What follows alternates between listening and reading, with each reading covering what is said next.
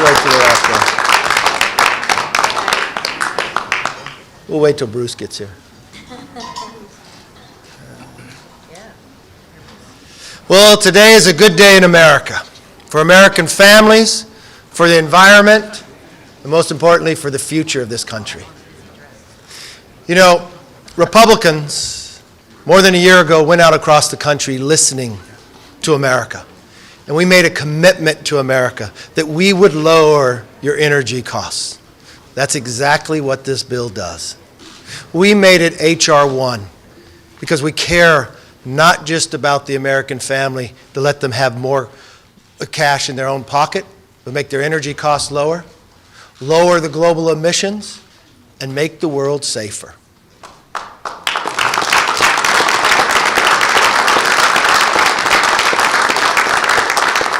By doing so, China will no longer dictate when it comes to critical minerals. If the President signs this bill, we'll produce them here in America. Yeah. No longer will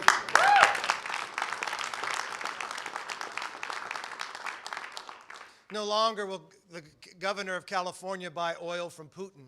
He could actually buy it in his own state because we could produce what God has plenished us and blessed us with here in America. We could produce our own energy, all of the above here in America. No longer will we have to fear about what will happen in the environment. American natural gas is 40% cleaner than Russian natural gas. If you just replaced 1 year of the Russian natural gas to Europe, we would have lowered emissions by 218 million tons. And that can take place if the President would sign this bill.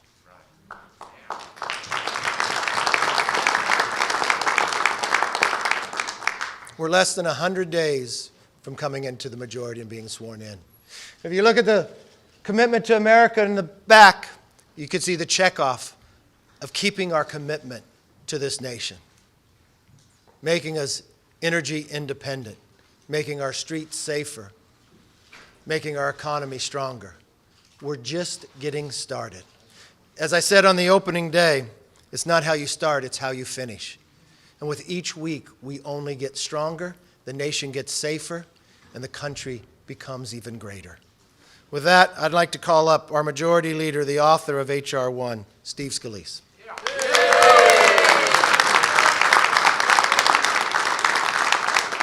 Well, thank you, Mr. Speaker, and what a great day this is for American families who have been struggling for too long under the weight of high prices, record high inflation, all of the problems that President Biden has created, and especially for those people that have been frustrated for so long that President Biden has gone after American energy, but yet gone all around the world and begged foreign dictators to produce our energy and get our energy from them. This has never been a question about whether or not we have oil and natural gas in the United States of America. The question has been, where do we get it? When President Biden came into office on day one, he declared war on American energy. He killed the Keystone Pipeline here in America between the United States and Canada. But it wasn't because the president was against pipelines. He was just against American pipelines, because just days later, he gave a gift to Vladimir Putin because he green-lighted the Nord Stream 2 pipeline between Russia and Germany. So there you had President Biden picking foreign countries like Russia over America. Then you saw him, after lease sale, permits that he wouldn't even let go through, slow-walking permits, blocking permits, canceling lease sales to produce oil and natural gas in America. But again, it wasn't because he was against oil and natural gas, because at the same time, he was making it harder to produce that oil and natural gas here in America. He was calling Vladimir Putin, begging him to produce more oil. Putin said no. So you know what the president then did? We said you could just pick up the phone, call some of these great workers here. Look at these great energy industry workers that are here.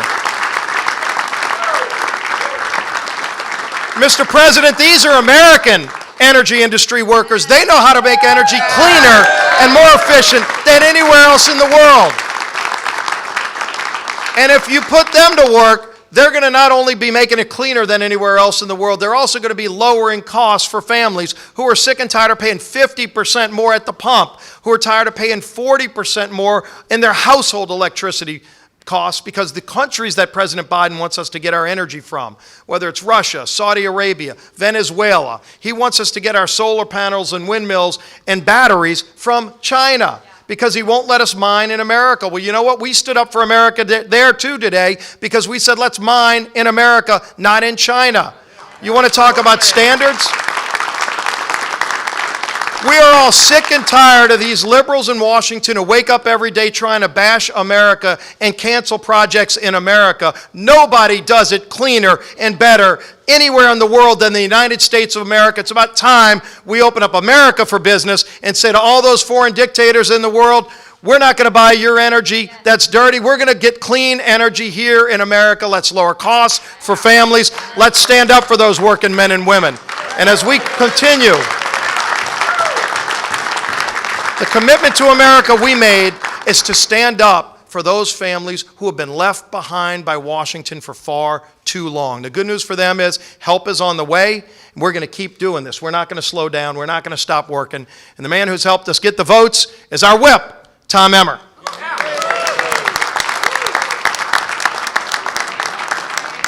Thank you to our speaker for making sure that we've had this opportunity. Thank you for our majority leader, Steve Scalise, who I believe today has lived up to the title of Ragin' Cajun. I think today it works. Month after month, families have been slammed with record-breaking gas prices and massive utility bills. Some have even had to choose between filling up their car or putting food on the table for their families. Democrats' war on domestic energy sent energy costs skyrocketing, and Americans were forced to foot the bill. But today, House Republicans said no more. I'm proud of our work to pass H.R. 1, a bipartisan, common sense bill that unleashes American energy and drives down costs for family. The core tenets of the bill were simple. You want lower costs for Americans? You want to allow energy companies to thrive without all of the bureaucratic red tape? You want to make America the energy superpower of the world? Then, guess what? You vote in favor of H.R. 1. Unfortunately, over 200 House Democrats chose to vote against this bill. And President Biden is already irresponsibly threatening to veto the legislation. But we've seen how he's changed his mind, Mr. Speaker, in the past. Make no mistake, Americans will remember who stood up to give them some relief at the pump and end our reliance on foreign dictators for oil. They will also remember the ones that didn't. Today was a big win for the American people, and I look forward to celebrating more wins ahead as the House Republicans continue to govern. And with that, I turn it over to the best conference chair here, Elise Stefanik. Thank you to the whip. This is a historic day for America. This is about putting American workers first. This is about putting American families first as we work hard to lower the cost of energy prices that have skyrocketed under Joe Biden's failed and catastrophic leadership. As the Speaker said, we are less than 100 days into the new Republican majority, and we are driving the policy agenda. Just look at the checklist. We've reopened the People's House, which is why we have a crowded room today. Let's give a round of applause for that. We repealed the 87,000 IRS agents. We passed the Parents' Bill of Rights, and today we are so proud to pass H.R. 1. And for all of the reporters, it is important to note that multiple Democrats crossed the aisle because they know that we are governing and delivering solutions. And I am so proud to introduce one of our leading committee chairs who helped make this happen, Chairman Bruce Westerman, our Chair of Natural Resources.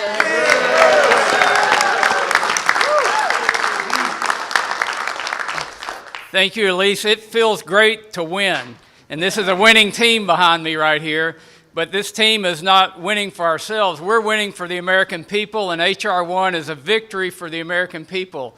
It truly will do what it says it will do. It will lower energy costs, but will also give us energy security. It will give us national security.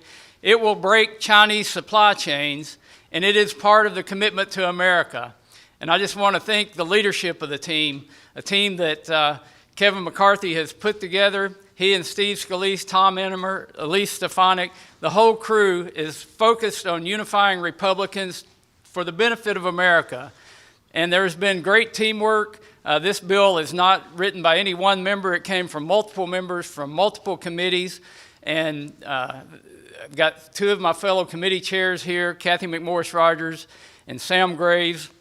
I can tell you, after Putin invaded Russia, we have been working on this legislation, but we sat down and said we have to have comprehensive energy policy. And it can't just be in the jurisdiction of the Natural Resources Committee. It can't just be in the jurisdiction of Energy and Commerce or the jurisdiction of T&I.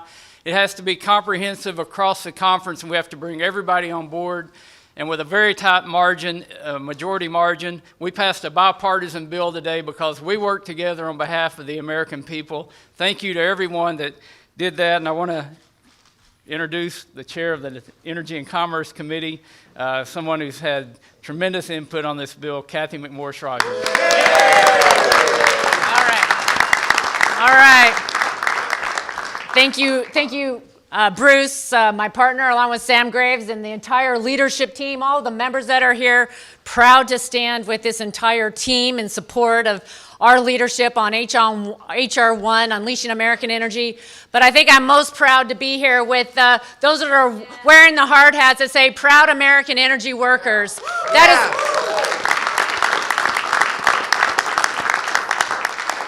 This legislation is about unleashing American energy. It is about making sure that America is producing more domestic energy. And we appreciate what you're doing every day to make sure that we have reliable, affordable energy. And unfortunately, we've seen from the Biden administration a shutting down of American energy. And you know, energy is foundational to everything.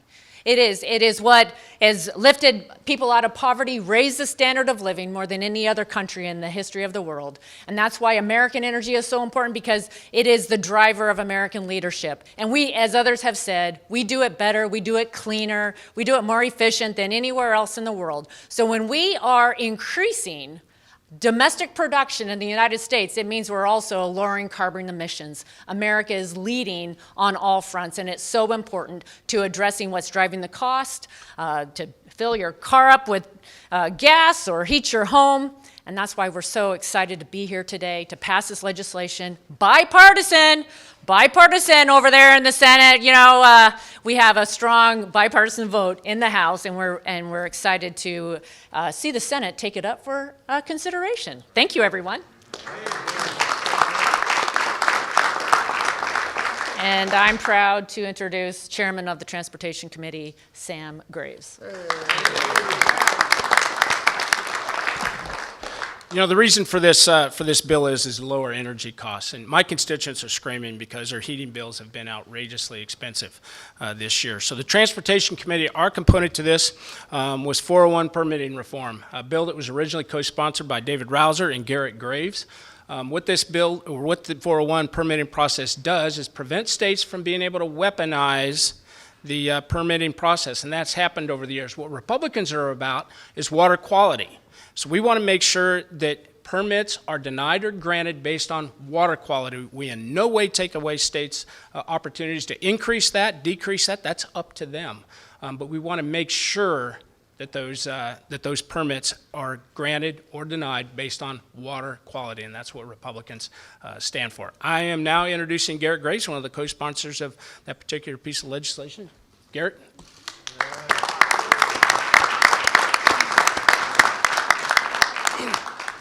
Thanks, Dad.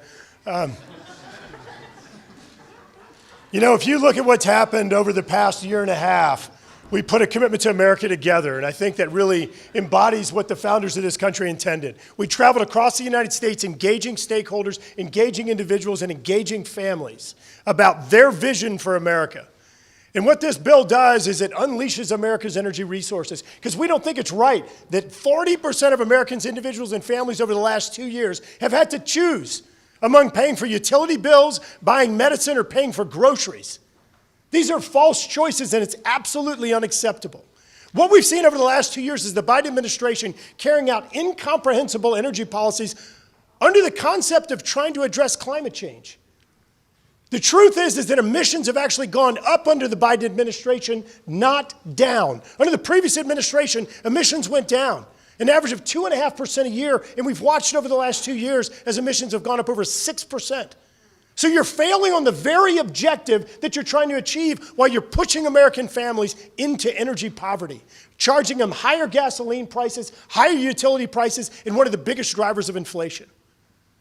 We're delivering on a commitment to America because this is the right thing to do. Just like you would do in your own family, just like you would do in your own business. You're unleashing America's resources. We have oil and gas here. The Biden administration's own Department of Energy released a report just 2 weeks ago showing that global demand for oil and gas is going to increase 50% over the next 25 years. And what are we doing? They're out there announcing shutting down, stopping domestic energy production. This is completely illogical, and it's all on the backs of American families. And let's be clear on what these higher prices are. These higher prices are taxes. They're taxes that are being charged on America's families to try and achieve a political agenda that they're completely failing at. I want to thank all of these people behind me.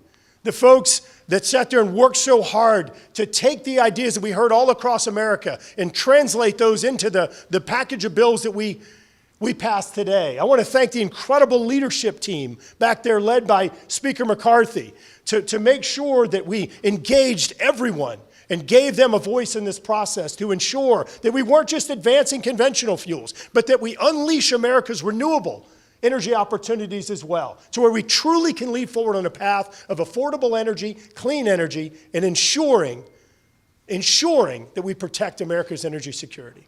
Thank you.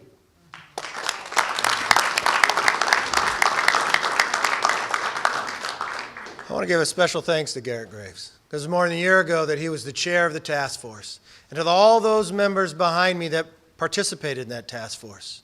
The extra time you went, the travel you went across the country to listen, and especially thank the American energy worker who wants to have a job instead of the President Biden shutting him down. America's stronger today because of what happened in Congress on a bipartisan basis. America will be even stronger tomorrow as we get back to work. With that, let's open it up for questions. Yes, sir.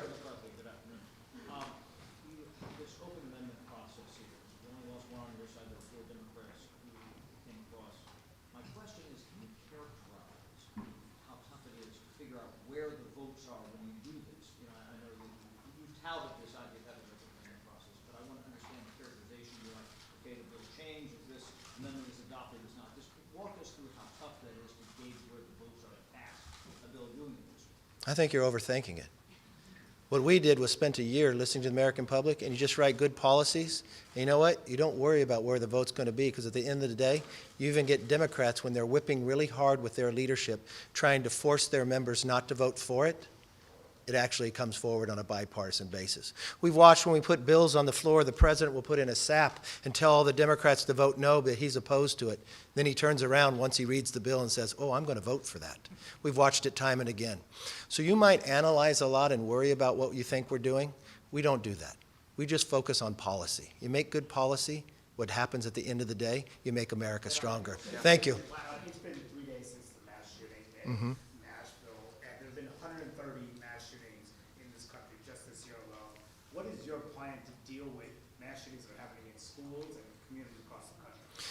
I'm telling you, there's not one person in America that doesn't see the devastation what happened in that school.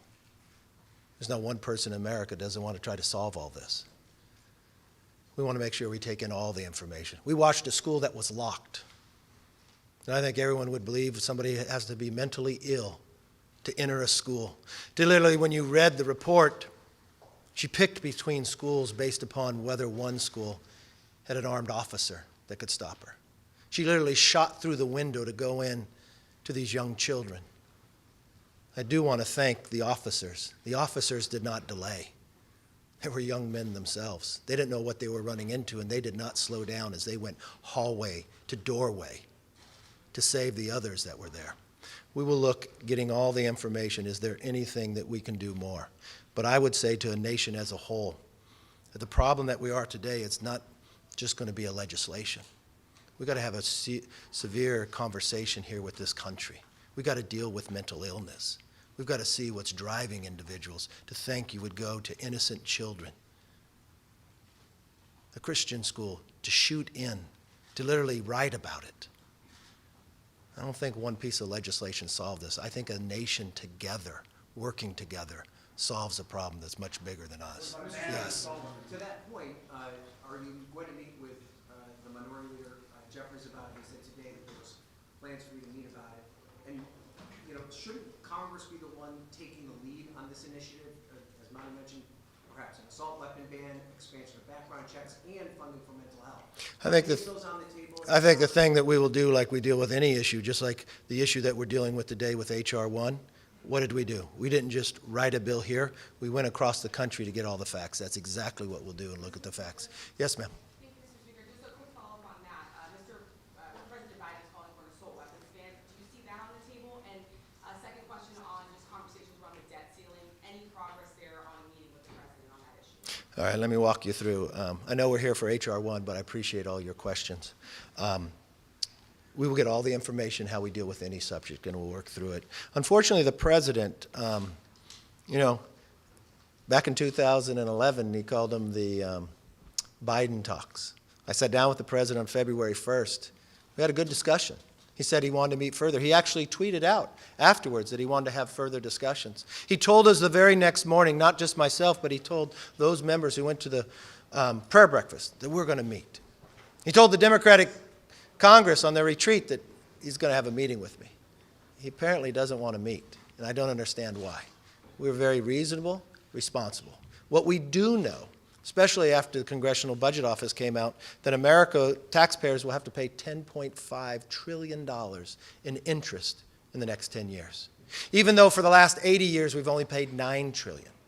We do know for the first time in American history, based upon the Democrats' rise in spending more than $6 trillion more dollars. $6 trillion more. What happens? Well, if you studied economics, if you had the pleasure of years past, Milton Friedman, one of the best economists ever to come out of America, told you that there's only one place inflation begins or starts, and that's with government, when they spend too much. We've watched interest rates have to rise based upon what the Democrats have done. Now we watch that there's a bank crisis. But we've got a president in office that seems to treat issues the same way. Afghanistan he missed and set us back decades. We watched him tell us that inflation was transitory, that it wouldn't sustain itself. We watched him slow to action when we asked back in 2015 to give the Ukrainians javelins so they could defend themselves so Russia would not invade. Now we're watching him do the exact same thing, but it's more dangerous because he's dealing with the American economy. I don't understand why he thinks the debt ceiling just gets raised. We're sitting here believing that if we curve our spending, what will happen? Lower inflation. If he signs H.R. 1, it will lower inflation, bring more American jobs, the global environment will be stronger, and you know what? He no longer will have to get in a plane and go to Saudi Arabia and be embarrassed for begging for more oil. We can make American oil with American workers. So I'm sorry. He needs to change his behavior. Go back to the person he said he was, that you need to sit down. Our government is designed to have compromise. We don't have a predeceived idea of where it has to go. But I think there's three things that we should look at. We should be able to lower, save, and grow. Lower our spending, save the taxpayer money, and grow our economy, just like H.R. 1. You know, we talk about what it will do to energy, but if you want to build anything in America, you need H.R. 1. You want to build a road, you want to build a bridge, you want to have a permitting process to put solar or wind, on average 5 to 7 years. And you wonder why China continues to jump ahead. Well, we say no more of that. Sign H.R. 1 and we'll make America stronger. But more important, Mr. President, I'm ready at any time, at any moment. I'll come tonight. It doesn't make it difficult to sit down and negotiate and find common ground to make America a little stronger and make sure we stop overspending. Yes?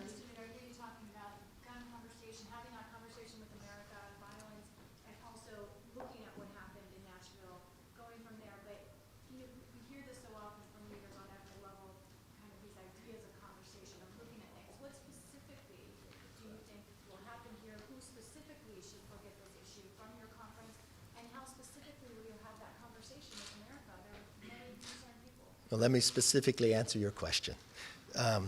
I disagree with your first premise that people just talk about it. I watched this Republican conference when we had a majority take action. When we watched a shooting in a church in Texas where an individual never should have had that weapon. Why? Because he was dishonorably discharged from the military. And it was the military that wasn't updating the records. So you know what? First, we got all the information. So I'm sure at that moment in time, I probably don't have the exact memory, but I'm sure you asked me this same question then. And I said we'd look at all the information and we'd make sure that that problem couldn't happen again. And we took action and corrected it. So we're going to do the exact same thing. We're going to find all the facts. But one thing I will tell you, it's not just legislation that solves these problems. Collectively as a nation, we're going to have to come together. We watched times when an own family member would call the FBI warning of the signs of someone we saw. And we watched that child go shoot a school too. We don't want to miss opportunities to stop what just happened, and we'll do our job. Yes, ma'am. Senator Schumer says that this bill is dead on arrival in the Senate. I'm wondering if you're in conversation with Senators Joe Manchin or I talked to Joe Manchin often and Kristen Sinema. Those seem like two people that want to do a lot of things. I'm not sure. We don't have many bills over here that's come out of the Senate on any subject, so it's hard for me to say anything he passes is dead. He'd have to get to work first. That's what we heard from the president when he said he wanted to stand with the 172 Democrats that are so extreme in this House that they thought they could decriminalize carjacking and some forms of murder. But they changed their minds. I think at the end of the day, if Schumer would even ask his own conference, I think there's a lot of people there that want to make American energy, want to make America stronger. And if they really care about lowering global emissions, because under their majority, all they've ever do is raise emissions. Yes. Are you waiting for your meeting with President Biden to unveil the GOP's proposal? Why not release it now? What proposal? Your budget proposal. Well, first of all, if we're talking about debt limit and we're talking about budget, there's two different things. Just so everybody knows, a budget resolution doesn't even go to the president, and a budget resolution doesn't raise the debt limit. So, Cuts, if I may clarify. well, if I would call them savings, because if you just added $6 trillion, and if you increase discretionary spending by 30%, and you created inflation in America, the only way to stop that is to be able to curve it. I've given the president many ideas. How can you limit? How can you save? And how can you grow? Well, how would you limit? Well, we've got billions of dollars sitting out there that have been dormant for more than 2 years that people have not spent. So why don't you save the taxpayer money and pull that back? We've got abilities that how can we help the supply chain? How can we help people get back to work, give them the training they need and others? Well, you can put work requirements for able-bodied people with no dependents. That means if they're going to school, if they're looking for a job, they're fine. But we can help the supply chain work back. We can grow the economy. How would we grow the economy? H.R. 1 is one of those abilities to do that.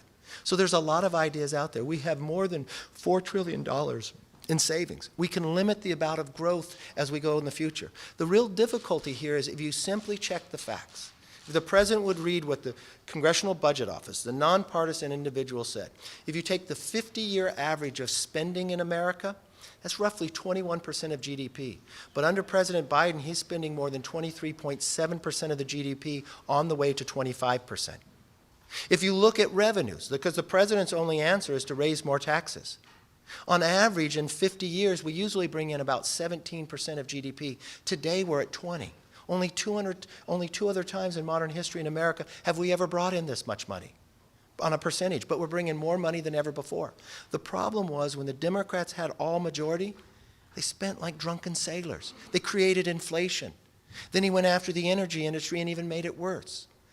So what we need to do is sit down, like any household would happen, and find places that we can eliminate waste, the fraud, but more importantly, create a system that makes the energy in America stronger, lower price, but make our economy even better. Has the conference come to an agreement on that? The conference is very close, and if the president doesn't act, we will. Mr. Speaker, as this bill moves over to the Senate, are you willing to drop some of the more partisan parts of this bill in order to reach a compromise on things like permitting reform? If you can explain to me what's partisan in making More controversial. energy. There's clearly parts of this bill that are more controversial Could you name those for me? Because I'm not sure. Because you had a bipartisan vote out here, so what's controversial? The only thing that would be controversial is that you have the majority of the Democrats who have such extreme views that even when we pass the Parents' Bill of Rights, their extreme view believes that parents shouldn't know what's being taught to their children. They think so extreme that you shouldn't tell parents when some violence happens in your school. They are so extreme in their views that they don't believe the schools should tell them where they're spending their money. And now we just found the majority of them are so extreme that they rather stand with China and Russia than with the American energy worker. So I'm not sure what's controversial in the bill. I'm not sure what's controversial that you can speed the process up so we can make things in America. We built the Empire State Building in 400 days. But it takes us 7 years to build a simple road today. That's wrong. And we're not going to be able to compete with other countries if we continue to hold America back. All right, yes, last question.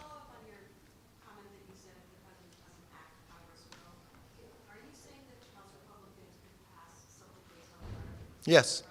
Yes. Not this week. We're going to be away.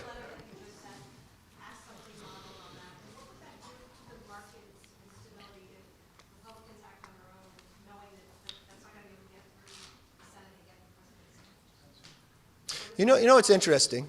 If I take your question, I could have had that same question when you said, why stop D.C. from decriminalizing and allowing more carjacking and more murders? It's not going to get through the Senate. It's definitely not going to be signed by the president because he simply said he was opposed to it, and it got signed by the president. No, let me finish. You asked your question. Let me answer. I could take that same position, that same question you asked right now, of whether we could end the pandemic in America. He said he was opposed to it, and now he's going to sign it. So, what will the markets react? I think the markets will be very excited that one entity here is taking action. We have been reasonable, responsible, asked to sit down with the president for months.